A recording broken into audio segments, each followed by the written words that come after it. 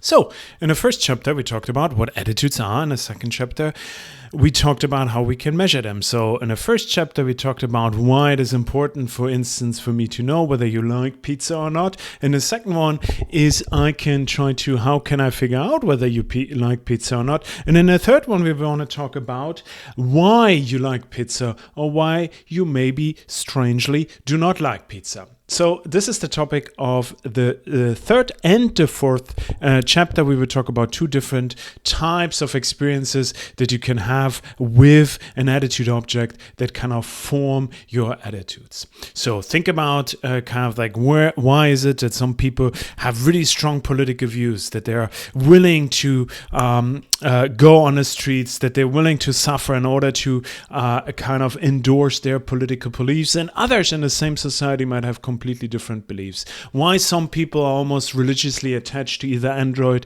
or the iPhone. How did it come about that they have such strong feelings about one or the other phone?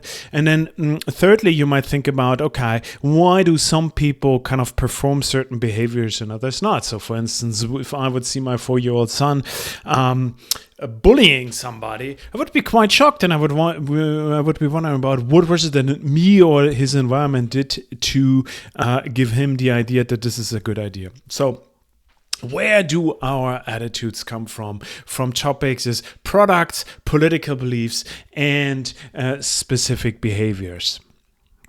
And one of the kind of most obvious is direct experience. Right? You have some kind of direct experience in your physical environment with the attitude objects. But things can be a little bit more nuanced and sophisticated than you might expect. So one of the first one that I want to talk about is if merely being exposed, merely being in the presence of an attitude object might actually impact the way you feel about that attitude object. Okay, so in 1980, an article by Robert Science came out, and it was called Feeling and Thinking, Preferences Need No Inferences. So inferences is the same as preferences. Inferences, preferences is the same as attitudes. It just sounds better to say preference need no inferences than attitudes need no inferences for obvious reasons. So science here, you can see, it immediately tells somebody else whether you know your psychology or not, whether you pronounce this person as Sayong, which is wrong, or science. So science that described in this article a lot of research that it's something along those lines. So imagine you're a participant in one of these studies, and you would come to the experimental room, you would go into the room, and what would happen is you would see a round of flashes, just random short flashes.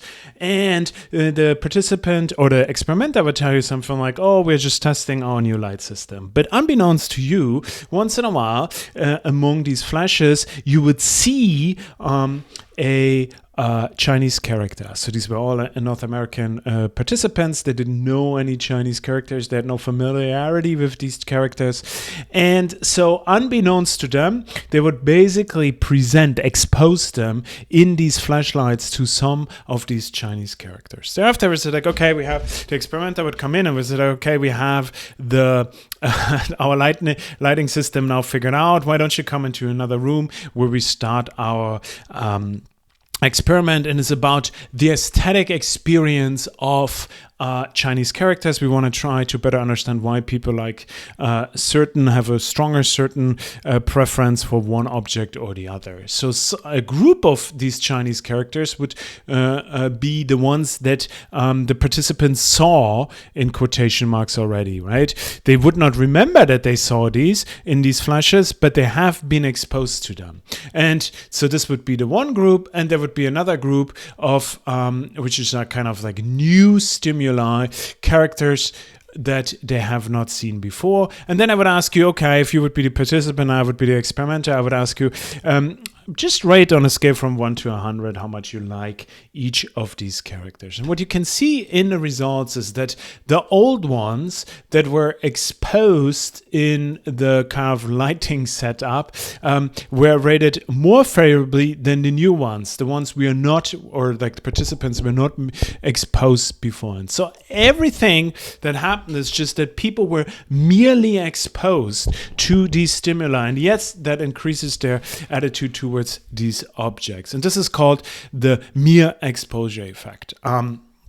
There are many, many different kind of cool studies around that. One that I particularly like and that I remember learning as a student and thought quite interesting is this one, where they looked at, okay, how do form students a liking to each other? Why is it that some students like other students better and some not? So what they would do is, this was kind of like they would have a lecture, and let's say the lecture has, in this case, 15 lectures, and they would have 4 different women who were rated on attractiveness and familiarity and similarity similarly by the students, by a different group of students beforehand. So these are our attitude objects, as bad as it sounds, these 4 women, and they would come into these lectures, and they were kind of all from the same attractiveness, familiarity, similarity starting point. They would all have the same starting point, but one of them would never come to any lecture. I think one would come 5 times, one would come 10 times, and one would come 15 times. And what you can see is then at the end, when the 120 students were asked to rate how attractive they found these 4 other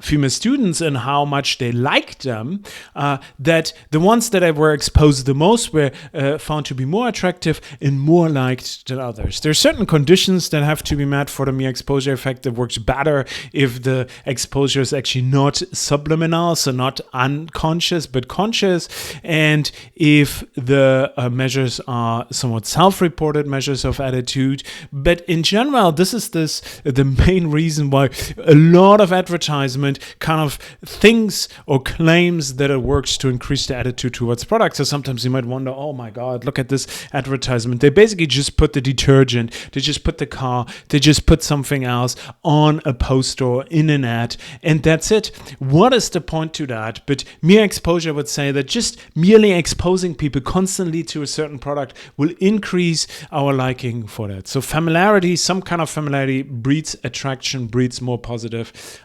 attitudes. So, as I always say, show up and good things will happen. Another one, like an important kind of direct experience that forms our attitude is like if we have some kind of, for instance, experience with another outgroup. So here you can see these kids doing something together, and direct experience, for instance, between in-groups and out-groups, between black and white children, between Asian and non-Asian, etc., has the biggest impact on our attitudes we have towards the other outgroup. This is called the contact hypothesis. We will talk about more about this when we talk about racism and prejudice. Certain conditions obviously have to be met, but this is again the same idea. If you want your children to not be prejudiced and racist, you have to make sure that they have frequent contact, direct experience with member of the outgroup.